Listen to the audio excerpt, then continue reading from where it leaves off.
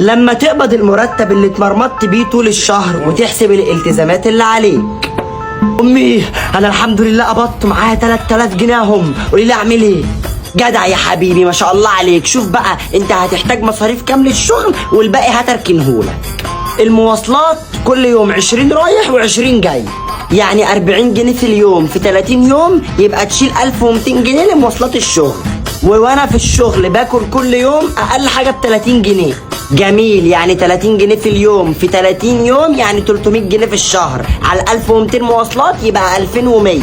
ولازم اشحن كل يوم كارت ب10 عشان اعرف افتح داتا واكلم العملاء والزباين. تمام، يبقى 10 جنيه كارت شحن في 30 يوم 300 جنيه على 2100 يبقى 2400. وكل شهر بيتخصم 400 جنيه بدل اجازات و400 جنيه بدل تأخيرات. حلو، يبقى 800 جنيه على 2400 يبقى كام؟ 3200. قلت لي مرتبك كام؟ 3000. زي الفل، يبقى كل شهر هتشيل معايا -200.